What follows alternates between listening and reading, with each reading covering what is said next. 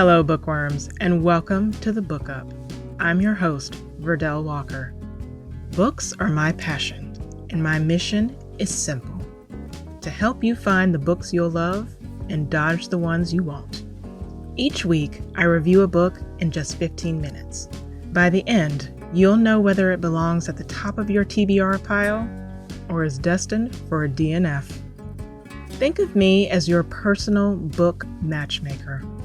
So come on in, get cozy, and let me give you the Book Up.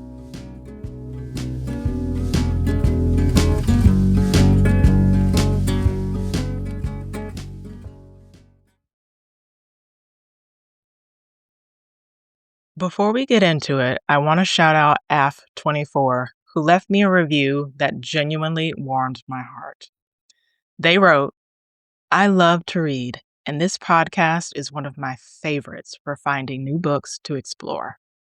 The descriptions are perfect in detail and length.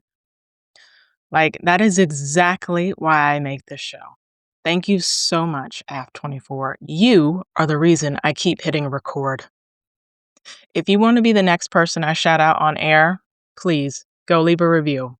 Okay, now let's talk about today's book. The Savage, Noble Death of Babs Dionne by Ron Currie Jr. is a literary crime thriller published by Penguin Random House.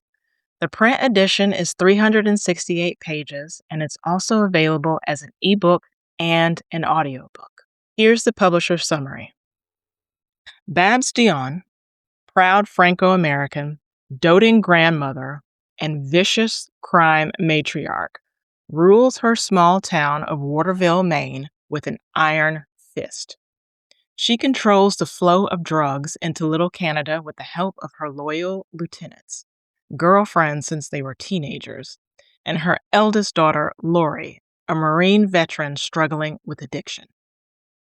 When a drug kingpin discovers that his numbers are down in the upper Northeast, he sends a malevolent force, known only as the Man, to investigate.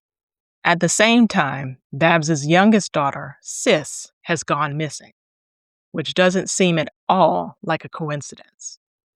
In 24 hours, Sis will be found dead, and the whole town will seek shelter from Babs's wrath.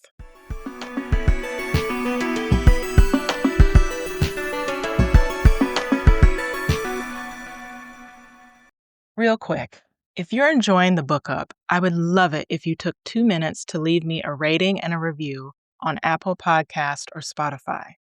I'm on a mission to hit 50 reviews, and I'm not quite there yet. Ratings and reviews are so important because they help the show reach more book lovers like you. Okay, let's get back into it. So, thrillers aren't usually my thing, but this one caught my eye because it's about a largely unlikable female crime boss. This book is Ozark / No Country for Old Men / The Sopranos and a little dash of Desperate Housewives. The title is a bit of a spoiler, but the journey there will keep you on the edge of your seat. Before I get into it, though, I want to mention some content warnings. This book has some pretty heavy stuff in it. Rape, murder, graphic violence, heavy substance abuse, both alcoholism and hard drugs, domestic abuse, and PTSD. Okay, you've been warned. If any of those things are an issue for you, please proceed with caution, both with this review and with reading the book. So here's what I liked about this book. First, the plot. It was compulsively readable, and it had some really interesting twists on universal themes. Like any good thriller, it made me want to keep turning pages. I wanted to know what was going to happen next. I wanted to know who killed Sis. And most of all, I wanted to see how Babs and Lori were going to make that person pay for killing Sis.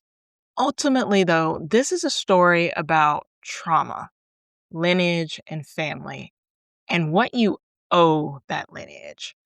The book opens with a rundown of Babs's heritage all the way back to France.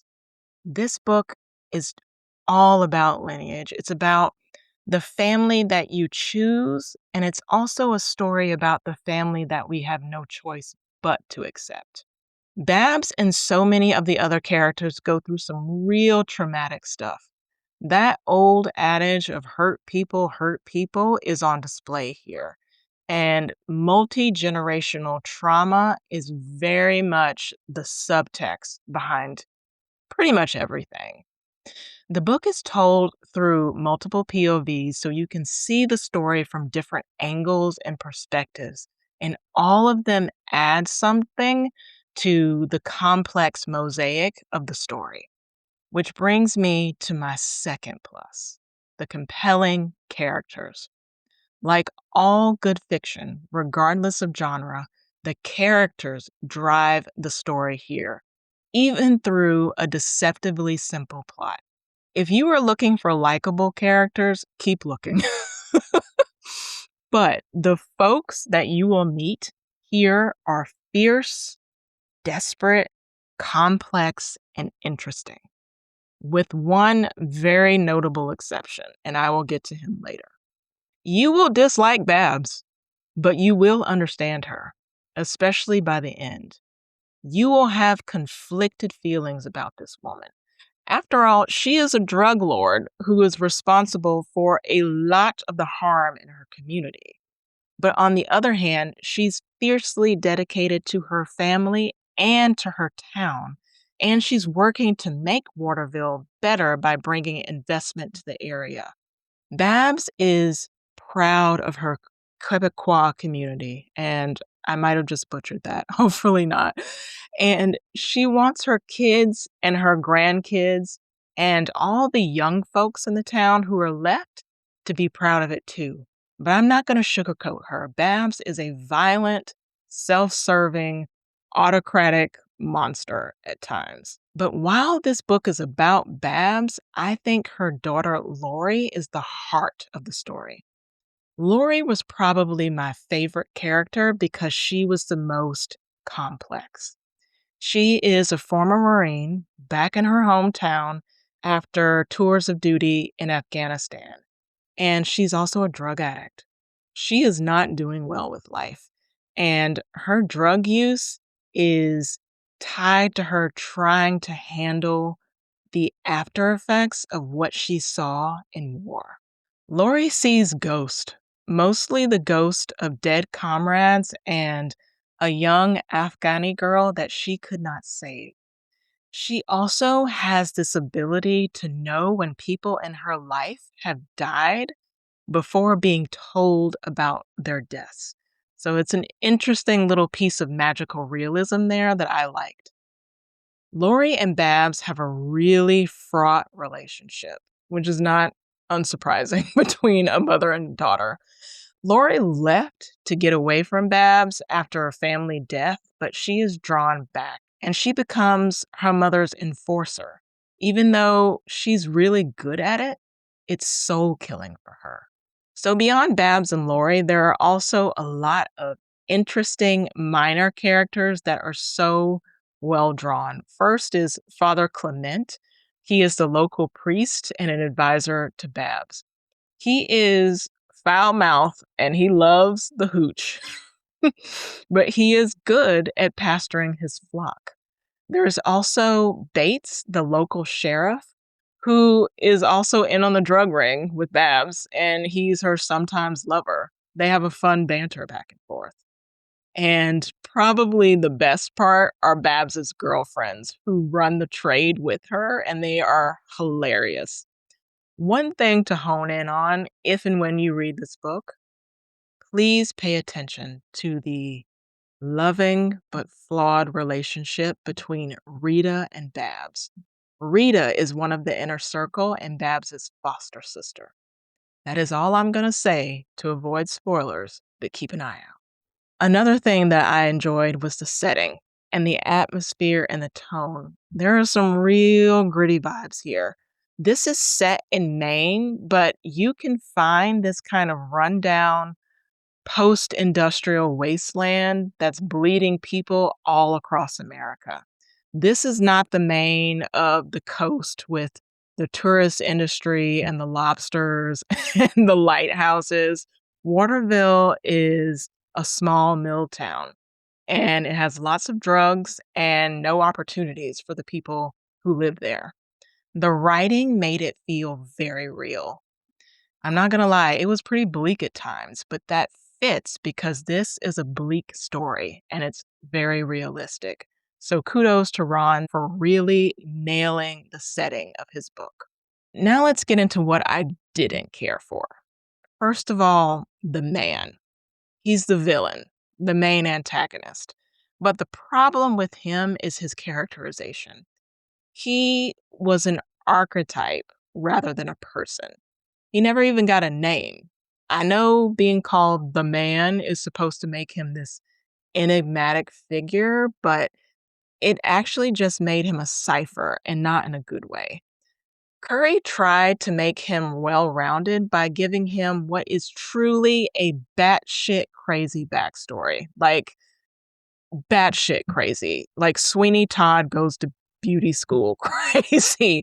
But even with that, he still fell flat to me, especially in a cast of characters that was otherwise crafted with so much care.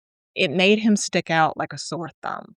Now, another thing that I really did not like about this book was a rather tone-deaf dismissal of systemic racism and a false equivalence from Babs in a conversation with another character. Babs compares what French Catholics in her part of Maine deal with to the racism experienced by African Americans and other people of color. So I am African American. I am ADOS, aka an American descendant of slavery. And that was a record scratch moment for me. While on the one hand, I think that there is definitely an interesting discussion to be had about how whiteness in America has been exclusionary at many points, including for those the country now considers to be white. Like, that is a real conversation. However, it was handled here with a supreme lack of nuance that ultimately made it really difficult for me to take that argument seriously. So that was a pretty major ding for me. But overall, my final rating for The Savage Noble Death of Babs Dionne is 4 out of 5 stars. I loved the propulsive, can't put it down pacing, the fierce, complicated women at the heart of the story, and the way that Currie explores trauma, family, and the messy legacies that we inherit. But I took that star off, though, for a flat archetypal villain in the man and for a few moments where the book reaches for social commentary but doesn't quite stick the landing with nuance. Still, this is a bleak, brutal, and deeply compelling crime novel with real emotional weight.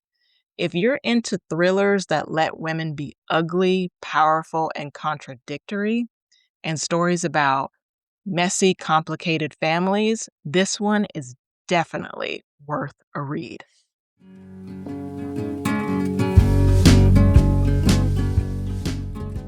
Thanks for tuning in to this episode of The Book Up.